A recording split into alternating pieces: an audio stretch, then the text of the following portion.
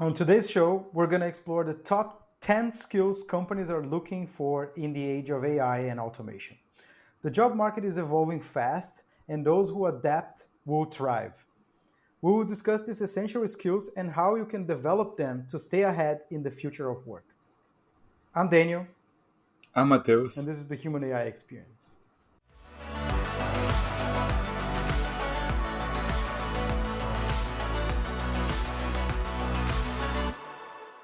So, what we should discuss today is the list of top 10 skills that are expected to be in the highest demand as companies adapt to AI and automation.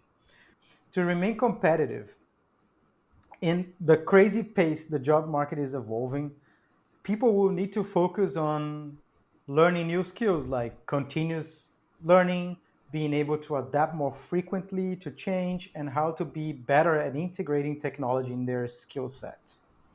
And there's a list that was published in the World's Economic Forum, the Future of Jobs report that came out in January this year. And this tries to predict what will be in high demand for the next 5 years, considering the speed things are taking. So let's look into that and then help the audience to prepare for this, to the future of work. Okay, so the first one, it's analytical thinking. This means the ability to break down complex problems, evaluate data, and make informed decisions. I guess there's no brainer in regards to work with any kind of business, right? So, be able to evaluate data, for example, it's critical and it can automate more processes, and the amount of data will only increase. So we have some tips for you to improve your analytical thinking. And one of the things that we think it's good like is to engage with puzzles, case studies, and like pay a little bit of attention in data analysis. Like so, study a bit how to do it, to look graphics and try to interpret them. And I believe even playing video games or even playing board games could be one of the things that can help you like, in this case. Another solution or another tip that we can give it to you is like take some online courses. And then we have many platforms that you can do like Coursera, Udemy, LinkedIn Learning, and then you can focus in many different subjects like business intelligence or data analytics or AI applications. And of course, it's always good to have some practical decision making exercises that might involve like some risk assessments and scenario planning. So that's our tips for you to develop like the analytical thinking. The second one is resilience, flexibility, and agility. So, what does that mean? It's just the capacity or the capability to adapt quickly to changes and remain productive in uncertain environments. Well, that will be the key to the future of job market because things are going to move really quickly. Like these tools just adapt so fast, and then will change so fast that we will need to be ready to basically be comfortable with being uncomfortable. As we can see already, the scenario with AI is changing every day. So you should expect that this will be the way things will actually happen in the near future. So it's really important to be comfortable with that. And so our tips are basically how can you be more resilient or prepare yourself for these times of constant change is to learn about time management and this is also a personal tip because I do that, is work on stress relief techniques. For example, mindfulness, meditation. It's really important because you can get overwhelmed really quickly by the rapidness of where things are changing really quickly. Also, develop the ability to be able to pivot quickly, in especially in your career, because you might need to your job might change functions from one day to the other, and then you will have to adapt and explore a different side or a different thing or a different part of the job that you're doing. And of course, stay open to remote work, hybrid work models, and cross-disciplinary roles. So we believe that at least in a near future there will be you will do maybe smaller you will have smaller roles in different companies in different scenarios, and that's kind of like a little bit we discussed about this gig economy as well before, so it taps a little bit into that. Pidinto. So Another thing that, for example, when you say like comfortable with being uncomfortable, it always reminds me of running or swimming. This kind of sports that make you improve every time that you do it. So running or swimming. So think about that too. So the third point is leadership and social influence.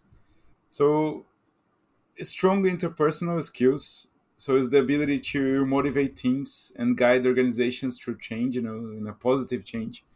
So basically, learning how to manage people with will be like a fundamental part of you in the job market in the future. So it's fundamental to learn how to communicate and to manage people. And how can you improve this and create these skills? We recommend you to enroll in some leadership training programs or mentorship. Improve your public speaking, negotiation, and persuasion skills, and take on leadership roles in small projects or even in volunteer work. Which helped me to gain a little bit of experience in the real world. I was volunteer for a couple of years, and then suddenly I was leading some groups. So that helped me a lot, and I really recommend people to do that. yeah, and there's a lot, I think a lot of those skills as well, it's a lot of learn by doing as well, right? So especially like Yeah, you cannot it's hard to learn how to manage people if you haven't been managing people. So try to put yourself into that position. And I think yeah, if you don't have that opportunity at the moment, at least in your company or in clients that you're working on, let's say, you can always take some volunteer work. I think that's a good idea because you yeah. can there's less expectations and you can test a lot and try a lot. So the fourth one, creative thinking. For me as a designer and creative myself, this is by far the most important one, is the capacity to generate innovative ideas, solve problems in unique ways, and think outside the box. So for this one in particular, I'd like to play a clip from John Cleese, you know, the famous British actor from Monty Python. He speaks about creativity because, on the contrary, as a lot of people say, this is not a talent or something that one has, but something that is actually inherently human. We're all equipped to be creative. You will only need to allow us to do so. But I will let him explain himself. So we're gonna play the part or the clip where he talks about the creativity. So check it out.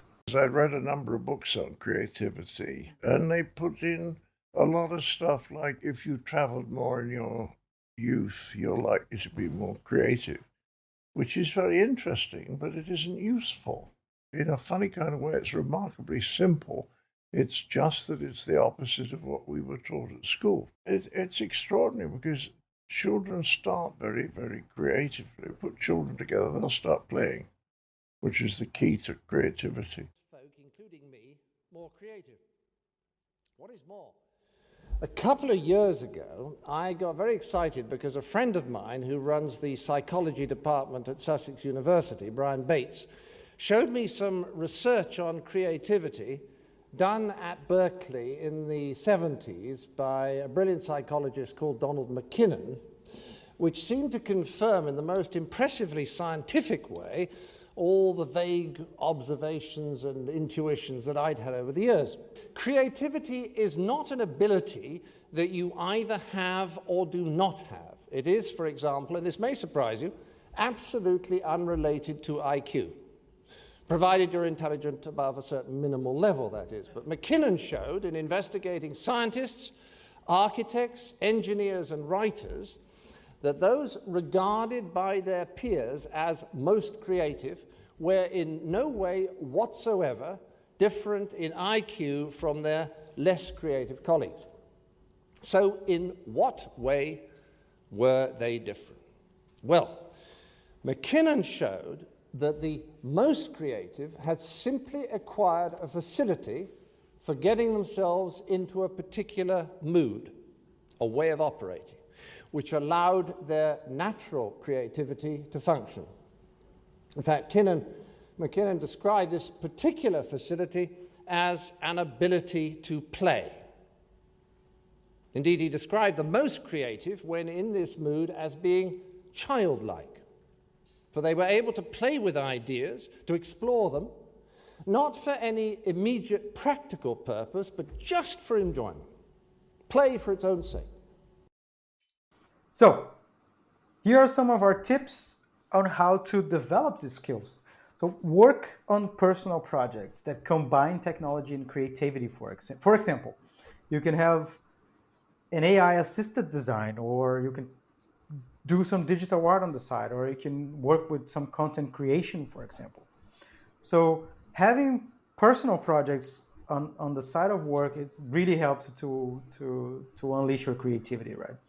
Also, in the realms of AI, I would use some generative image AIs, because you can really brainstorm, and you can set an outcome. For example, I want to create an image like that, and then you try to ask it and try to achieve that result by using AI, right? And then also video. So a lot of those video tools, like Runaway, for example, that you can use to enhance your creative thinking. And of course, a bit more practical is to participate in brainstorm sessions, for example, whether at work or in a volunteer basis as well. Design thinking exercises is really important as well, and innovation challenges. So, but it's really, really important to unleash your creativity thinking. So motivation and self-awareness. So a self-driven attitude towards work, like can help you like in focusing motivation and self-awareness, continuous learning and personal development. I think they are crucial things to make your work more challenging, and to feel motivated to continue. So our tips for you to develop these skills are: set clear goals and develop a roadmap for acquiring new skills. So I think it's better to do it like one after another, so you develop a skills for 30 days or 60 days, and then you can go to the next one. Like having a So build schedule, right? habits. Yeah, having a schedule, that's a good tip that I have seen in some videos, and I really agree with that. So build habits of self-reflection and feedback assessments to improve your performance. um, Another one is to maintain a growth mindset, accepting failure as part of learning. So that's, I think, is a crucial thing. Just, everyone makes mistakes. Just try not to repeat them and grow with them. So that's our tips. Number 6, technological literacy. So what does that mean? So understanding and using digital tools, software, and emergent technologies effectively. So be curious, I guess, towards what is new out there. And then I know in the case of AI, it's very overwhelming because there's a lot of tools coming out every day. But it doesn't necessarily need to be related to AI, but just we have so many new devices out there, so just be curious to explore them and try to understand how they work. I know it seems like pretty basic, but especially in the world that we're living today, but tech is everywhere around us, and we really need to know how to use any technological tools, right? So tips on how to develop this: it's basic, learn the basics of AI, for example, how automation in AI works. This in the case of AI, of course, but just in general, stay up to date on emergent tech trends, following industry reports of tech news, and try to experiment with low code and no code platforms, for example. There's a lot of them now. I can We can put in the show notes a few of them, like there's Framer, um, Webflow, for example. There are no code, low code, no code platforms, and there's also a bunch of them in the AI. They are powered by AI as well, like Cursor, V0, Lovable, for example. But we can put them all into the show notes. So the next one is curiosity and lifelong learning. There's no other way to grow if you don't have a constant learning mindset, you know. And we need to call it mindset because otherwise it's not a sustainable in the long term, you know. So my advice is like experiment different things so you can cultivate this mindset of being curious and always forcing yourself to learn different things, you know, and try different things. So for example, what you can do is to pursue some micro certifications or and online courses. So read some industry researches, white papers and study cases regularly, or even having like following people that read them, you know. So for example, if you have an Instagram or TikTok, just follow the right people, you know, so you keep updated in the information. And join, for example, professional communities can be another thing, or attend to industry conferences. There are the tips that we give it to you. Yeah, and then just to add up, you can use AI to help you with that learning, right? For example, there's Yeah. you can use Notebook LM that we used it in the Christmas episode to just basically generate a podcast. With if you don't want to read a paper, you can just upload that to Notebook LM, and it's going to summarize it for you in a form of a Yeah. podcast, which is quite interesting. So I would definitely try that as well. And for me, what keeps me curious and motivated is like follow a lot of people, especially talking about AI because we have a podcast. So I like to keep it updated and to see what's going, you know. So it's really good to keep updated, just following the right people. So number 8, empathy and active listening. So the ability to understand different perspectives, collaborate effectively, and improve teamwork. This is super important, especially in a globalized world where we often work with multiple cultures and diverse groups of people. And I think one of the, you know, piggyback into what Mateus just said in terms of following people, I think Simon Sinek is a person of interest that you should follow because I think he has a lot of interesting things and reflections about world culture and leadership that is worth checking it out. So we want to play a clip where he talks about active listening and why it's really important.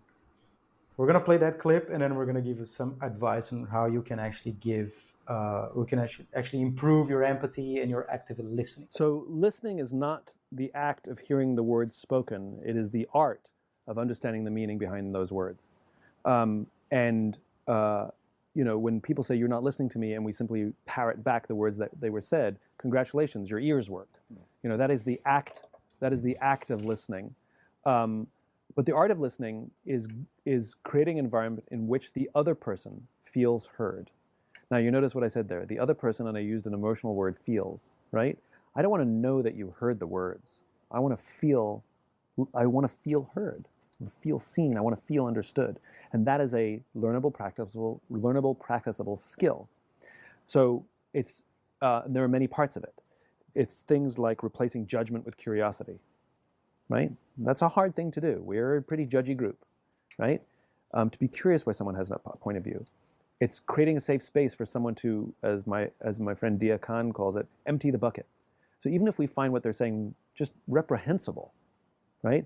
You're never going to be able to actually have dialogue until at least one of the parties gets the opportunity to say everything without judgment. And as she calls it, emptying the bucket. And once somebody feels like they've completely said everything, then they're more apt to listen to you. But usually what we do is we defend, or we litigate, or we interrupt. We point out flaws in logic, which is just frustrating. And when you point out some flaws in somebody's logic, because we're all imperfect when we speak, and we all choose the wrong words at various times. And that's not what I meant. You know what I meant, is what we have to say. Well, what if you know what you meant? Then why don't you say what you... You can see how this spirals. But it's things like when somebody says something, you know, and there's really easy ways to do it. Things like, go on, tell me more. What else? And they keep talking. And you go quiet, they fill the space. And tell me more. Go on.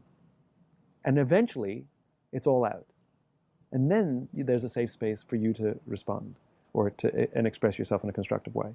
But that's correct. We do not teach listening, and listening is the way to create to build trust with someone. You make someone feel heard, they'll trust you. It is the way to find common ground in opposition, in simple cases in business, but in more complicated cases in national politics or in global politics or in war. Why do William Ury, who wrote Getting to Yes, he talks about the same thing. He goes, we have talk shows, but we don't have listen shows. He says we have peace talks, but what we really need is peace listens. And he, who's been at the table at the highest levels of peace negotiations, he said people show up and start demanding what they want, and that's how the negotiations begin. Nobody starts by saying, so tell me why you came here. There's a great documentary that I recommend to learn this. It's called White Right, Meeting the Enemy by Dia Khan. In a nutshell, Dia is a Muslim woman living in the UK who was trolled by white supremacists to the point where the police got involved because her life was at risk. They told her stay away from open windows. That's how bad it got. The way Dia responded was by moving to the United States and going to meet the white supremacists. And she brought her cameras. I mean, you can see it all happen in this documentary. And basically, she gave them a safe space to feel heard. Now, that sounds mad. Like, why should she give them a safe space to feel heard? They should give her a safe space. Yeah, fine, good. It's never going to happen. Dia sits down with these white supremacists and she gives them a safe space to feel heard. It's extreme listening. And I say it's extreme because, they hate her, They don't just disagree with her. They want her off the planet. And she lets them empty their bucket, as she calls it. And then conversation begins.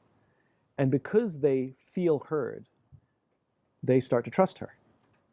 And as they start to trust her, she becomes a friend.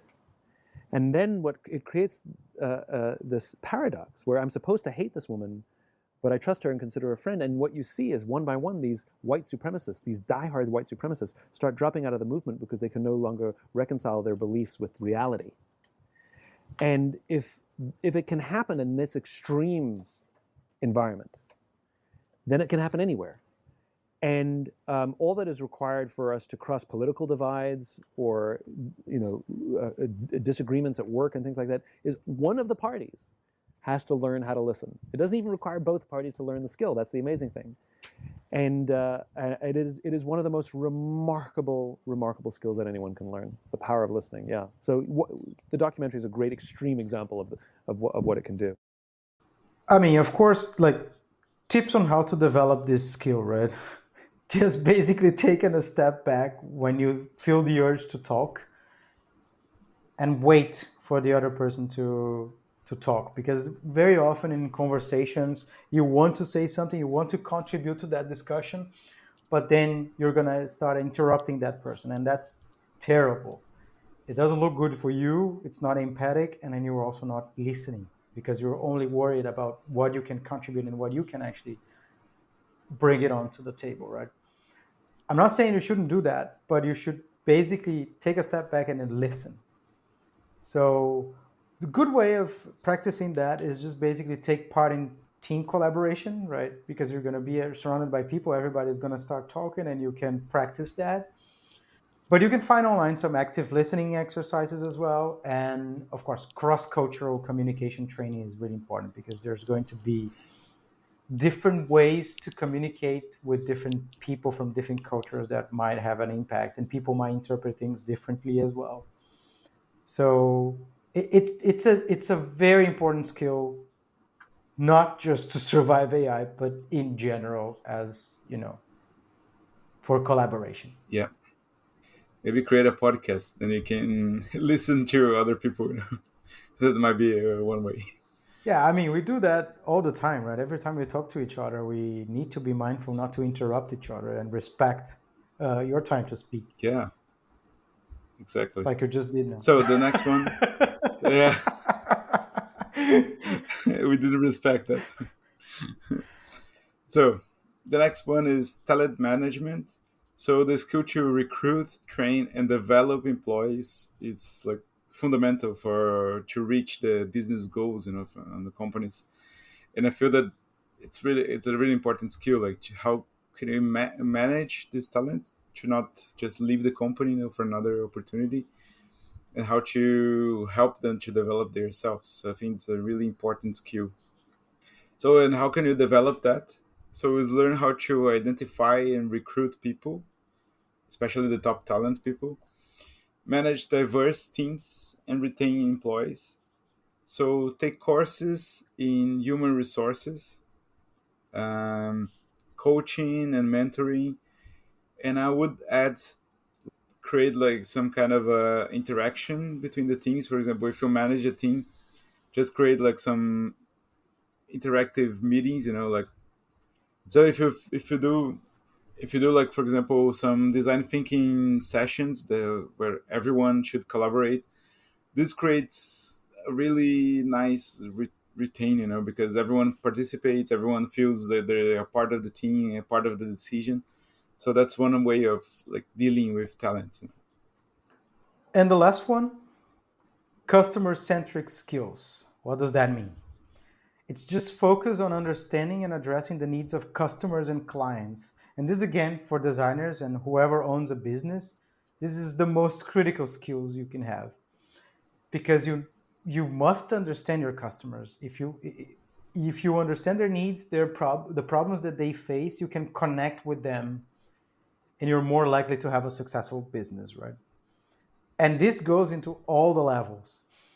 So how can you actually, you know, improve these skills? How you can develop that skill? So learn how to analyze consumer behavior and tailor services to meet market demand. So how can you identify those behaviors and tailor the services to actually meet that? Gain experience in user experience design, actually, marketing and sales strategy, because in user experience design, we basically look a lot into customer behaviors. There's another field called customer experience, which is also a variant or similar to. So I would also look into that. And you can find a lot of courses and a lot of YouTubers as well talking about this. So it shouldn't be easy. It shouldn't be hard to find. So the job market is evolving rapidly, and a balance of technical proficiency and human-centric skills will be essential. While AI and automation will reshape industries, those who can adapt, lead, create, and have some understanding of technology will be best positioned to be successful in this new environment, right? So we hope that these tips you're getting here today can help you secure a successful career moving forward towards this uncertain future we're all facing at the moment. So that's it for today. See you next week. If you enjoyed the show, please consider leaving a review on Apple Podcasts. It's free and helps us a lot. This way, it can help us also reach new listeners. Oh, and if you haven't already, don't forget to subscribe on your favorite podcast platform to stay up to date on our latest episodes. If you have any questions for us, reach out to us at hello@humanaixp.com or connect with us on Instagram. Thanks for listening. See you next week.